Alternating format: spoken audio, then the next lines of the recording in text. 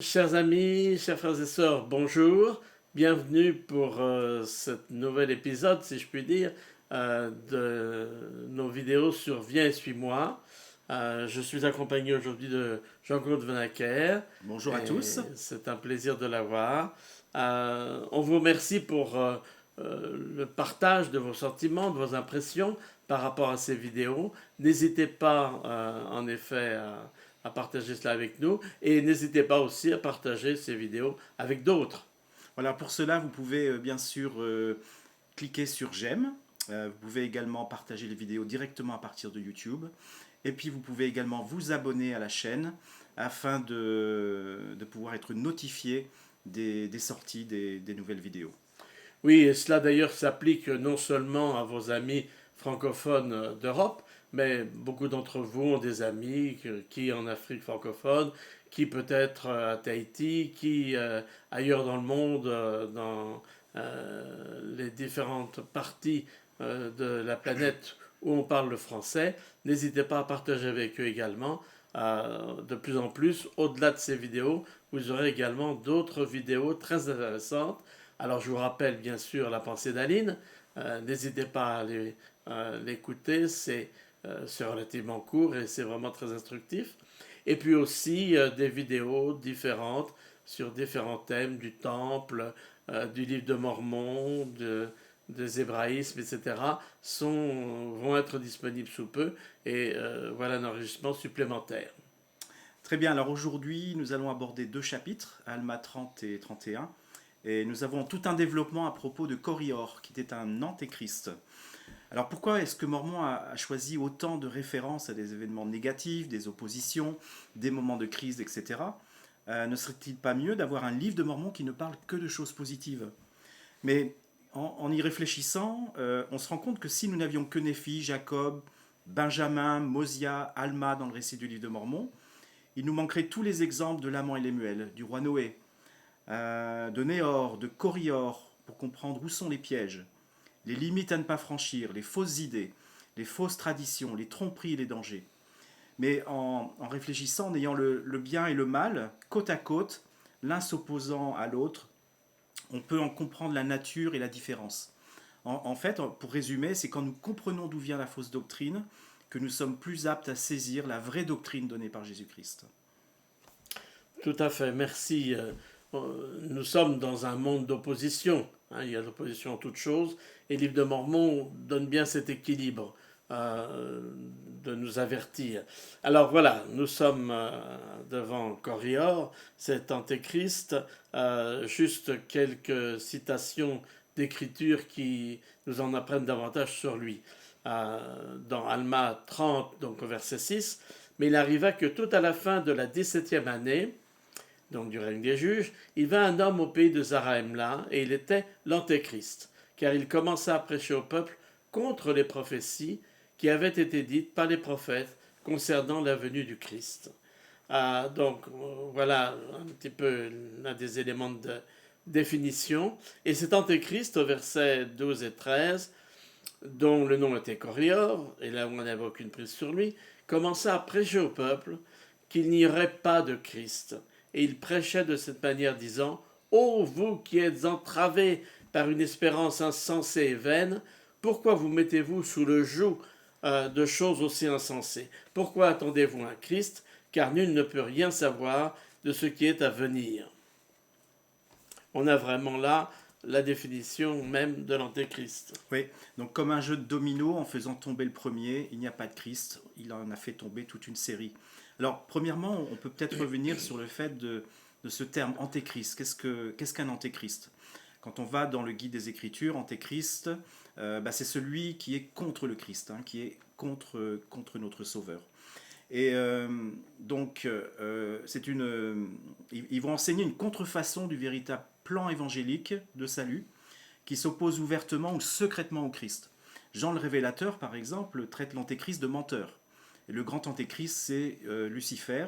Mais il a beaucoup d'assistants, aussi bien parmi les esprits que parmi les êtres mortels. Alors le fils de perdition, c'est l'adversaire qui s'élève au-dessus de tout ce qu'on appelle Dieu. On peut voir ça dans le Nouveau Testament. Il séduit les habitants de la terre au moyen de miracles dans l'Apocalypse. Chérem, un autre antéchrist, va renier le Christ et trompe beaucoup de gens dans Jacob chapitre 7. Et nous avons Néor également, un autre antéchrist qui enseigne une fausse doctrine, qui fonde une église et qui introduit les intrigues de prêtres. Et Corior, lui, se moque carrément du Christ, de l'expiation et de l'esprit de prophétie.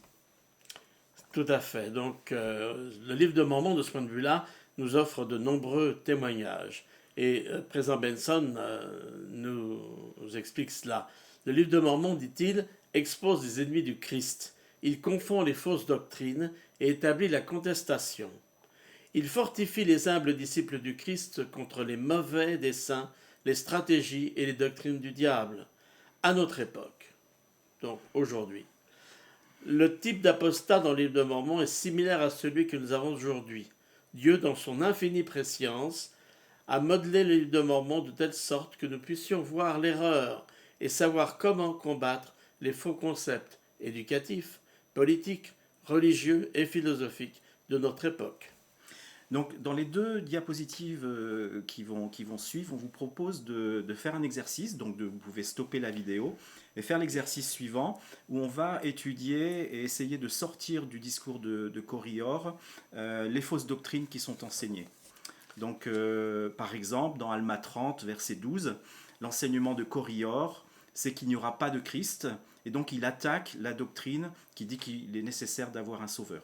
Donc, on vous propose de passer à travers donc ces versets dans le chapitre 30 et d'essayer d'identifier tous les enseignements de Corior et les doctrines qui sont attaquées. Voilà, n'hésitez pas à faire un arrêt sur l'image et prenez le temps d'y réfléchir et de faire cette étude personnellement. Voilà, j'espère que vous avez pu trouver et faire trouver les enseignements que Corior a donnés. Et si vous suivez avec vos écritures ce chapitre 30, où on nous rapporte donc ces arguments de Corior, vous verrez l'enchaînement des mensonges qui sont présentés comme des certitudes, en partant de l'affirmation « il n'y a pas de Christ ». Voilà, tout à fait. Alors, avec le verset 13, comme on l'a vu, voilà, on ne peut rien savoir de ce qui est à venir. Voilà le deuxième domino. À partir du moment où on dit il n'y a pas de Christ, on ne peut pas savoir ce qui est à venir. Du coup, la conclusion, c'est qu'on ne peut pas croire aux prophètes et aux prophéties. Au verset 15, par exemple, on voit qu'il affirme on ne peut pas connaître les choses qu'on ne voit pas.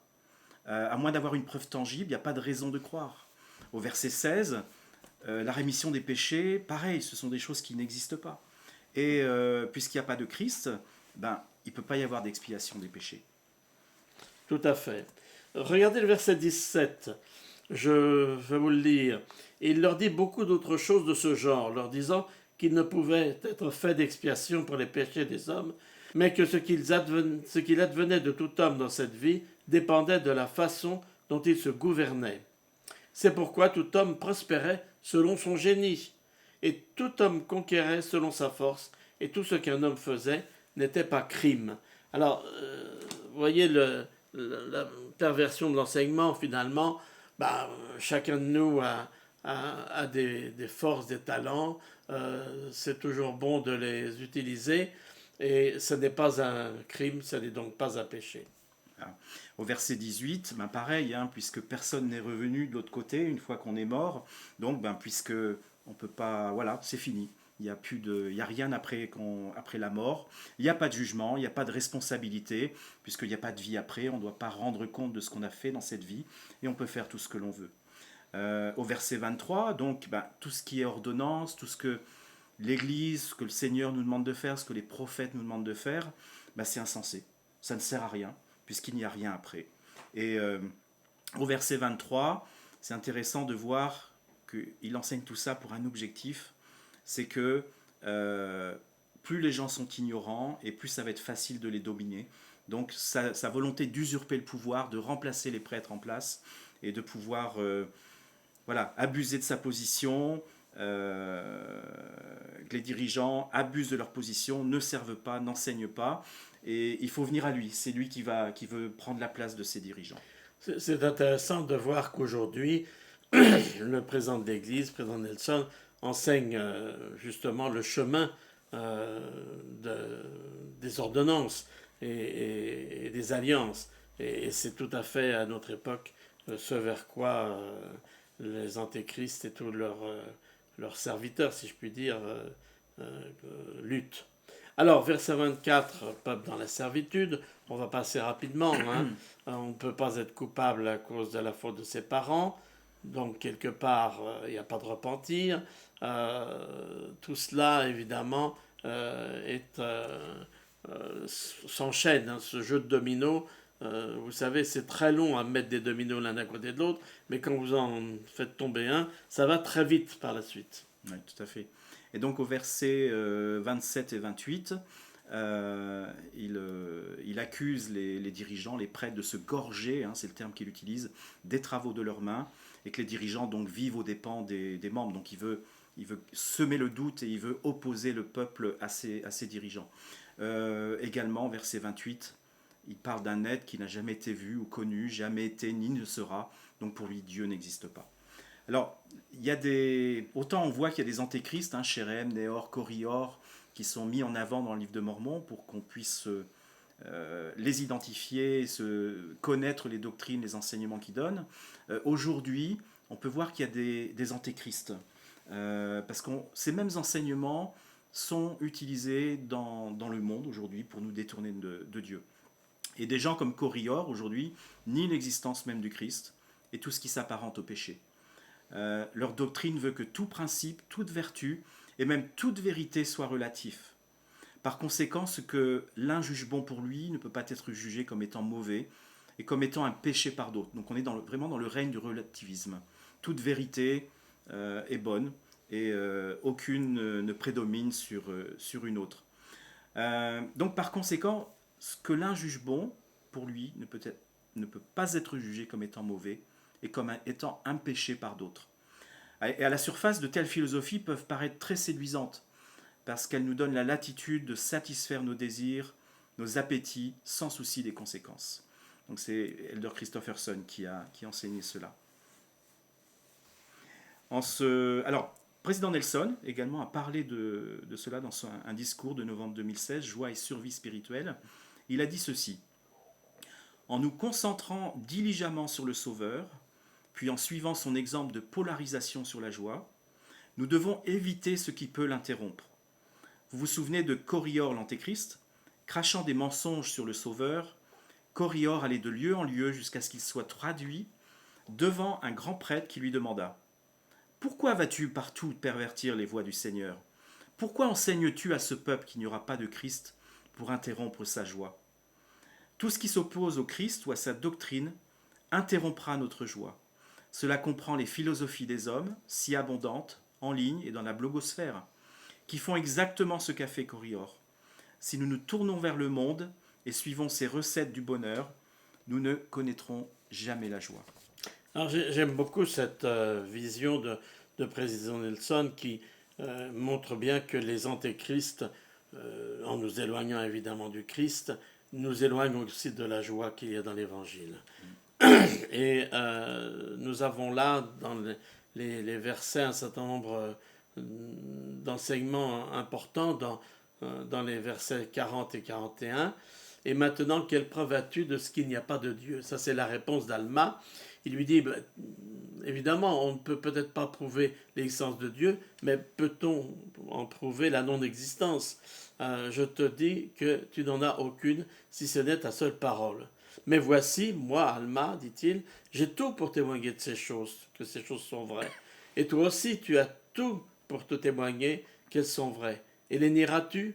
Crois-tu que ces choses sont vraies? Et Alma lui dit, tu as eu assez de signes. Puisqu'il demande un signe, vous en souviendrez. Tenteras-tu ton Dieu?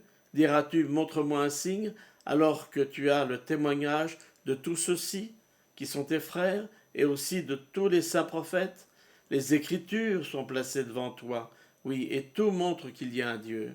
Oui, la terre et tout ce qui s'y trouve sur sa surface, oui, et son mouvement, oui, et aussi toutes les planètes qui se meuvent dans leur ordre régulier témoignent qu'il y a un Créateur suprême. Cela me rappelle un philosophe qui disait finalement il faut plus de foi pour croire au hasard que pour croire à Dieu. Je crois que c'est un petit peu ce qu'Alma veut lui montrer. Tu as tout pour te montrer que Dieu vit et qu'il existe. Ouais.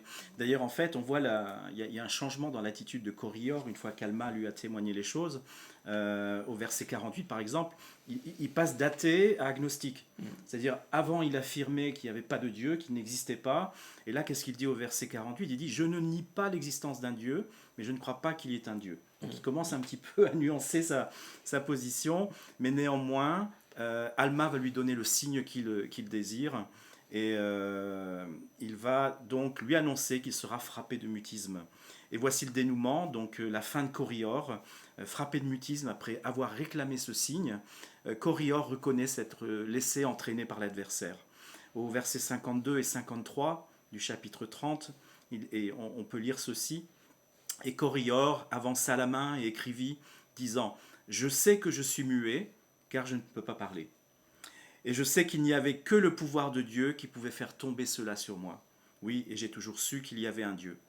Mais voici, le diable m'a trompé, car il m'est apparu sous la forme d'un ange et m'a dit, va et ramène ce peuple, car ils se sont tous égarés derrière un Dieu inconnu.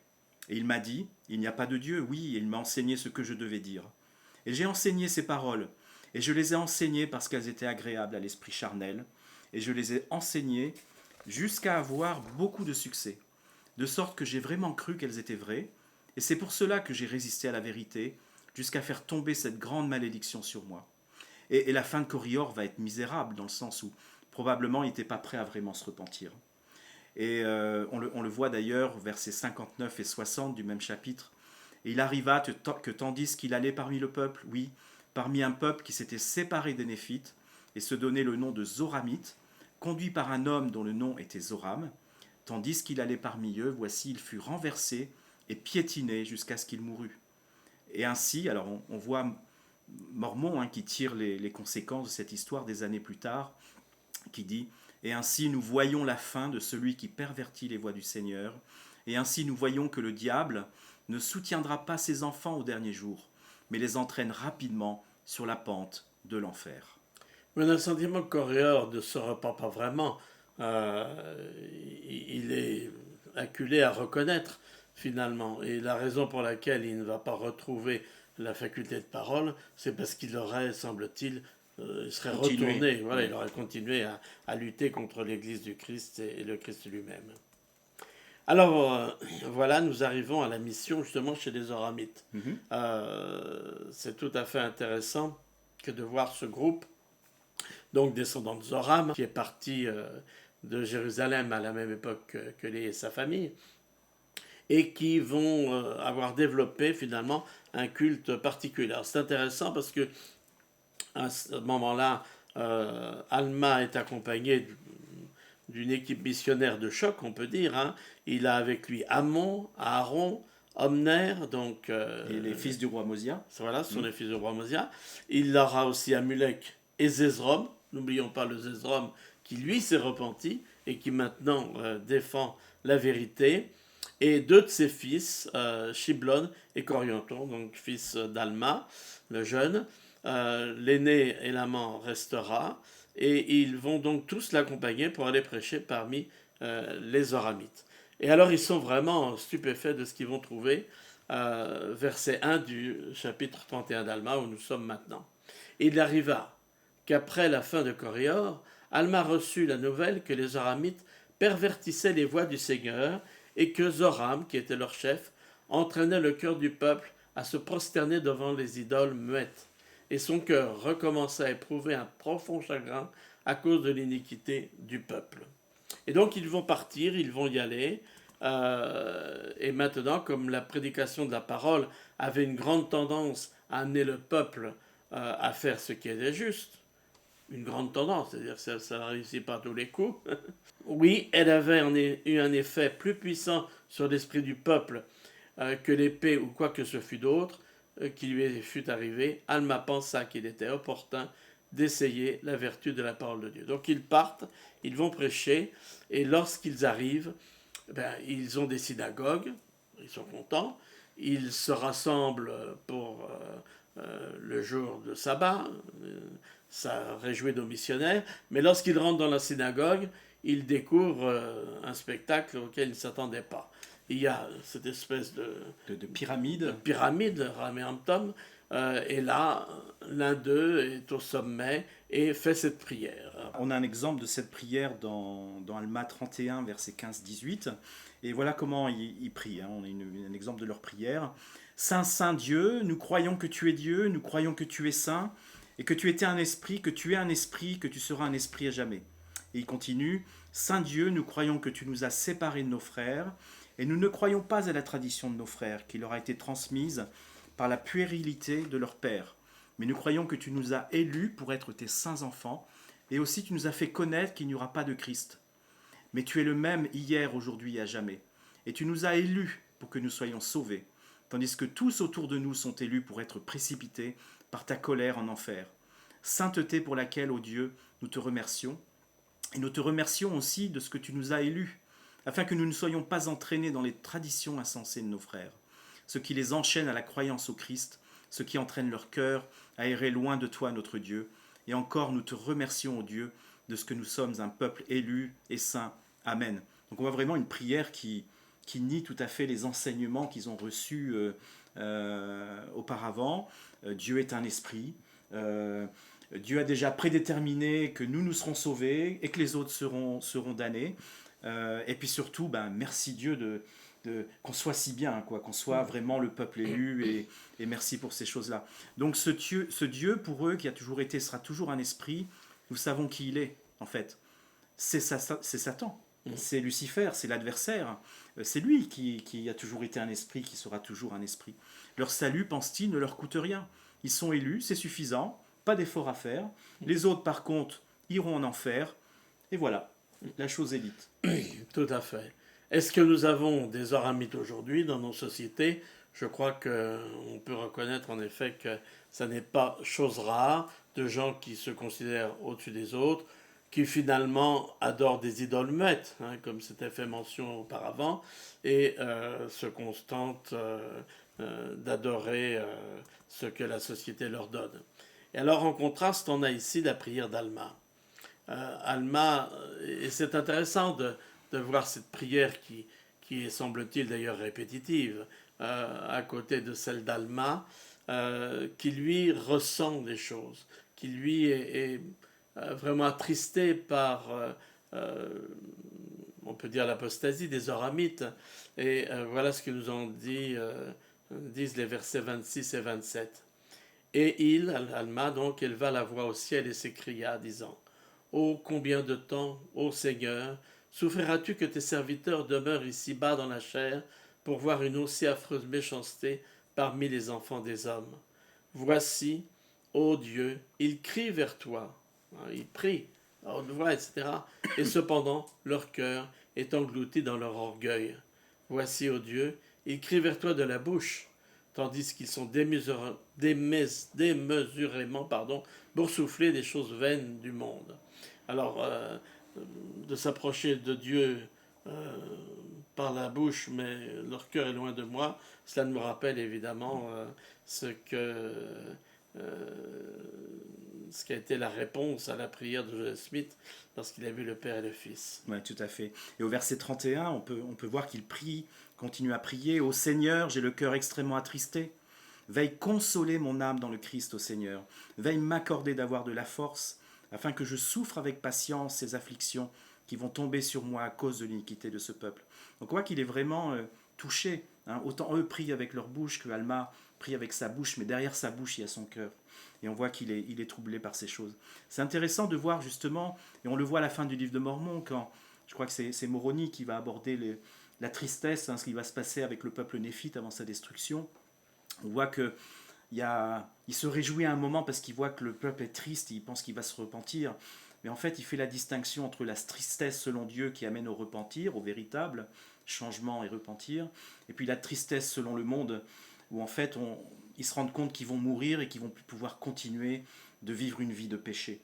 Et on voit que quand on est triste, il y a ceux qui se tournent vers le péché pour être consolés, mais Alma, lui, on voit lui se tourne vers le Seigneur. Il a compris que le Seigneur est là, qu'il est le consolateur. Il y a le Saint-Esprit aussi, hein, le premier et le second consolateur, et qui peut se tourner vers le Christ pour que son cœur soit apaisé, pour qu'il ait moins de souffrance par rapport à ce qu'il peut ressentir. Et au verset 36, on voit à la fin, « Alors il arriva que lorsqu'il eut dit ces paroles, Alma posa les mains sur tous ceux qui étaient avec lui, et voici, comme il posait les mains sur eux, ils furent remplis de l'Esprit Saint. » Voilà, donc on peut dire que dans ces deux chapitres d'Alma 30 et 31, on a vraiment un condensé de ce qui est notre époque, de mille façons, et qu'aujourd'hui nous devons savoir reconnaître bien la véritable doctrine du Christ et pouvoir nous méfier des antéchrists, de tous ceux qui essayent de nous persuader qu'il n'y a pas de repentir, qu'il n'y a pas de péché, que chacun, selon son génie, va réussir sa vie, finalement, puisque sa vie, c'est uniquement celle-ci. C'est ce manque de perspective éternelle des choses dont, au contraire, les prophètes nous rendent témoignage. Le chemin des alliances, c'est le chemin des alliances des deux côtés du voile, c'est la vie éternelle, c'est la famille éternelle, ce sont toutes les promesses que nous avons reçues qui sont des sources de joie, ici-bas, et d'un bonheur éternel dans la vie à venir. Et je nous souhaite de garder ça à l'esprit dans une époque où il y a tant de choix à faire et de nous tourner vers le Seigneur par une prière sincère et une prière du cœur. Bonne semaine et à bientôt. Bonne semaine.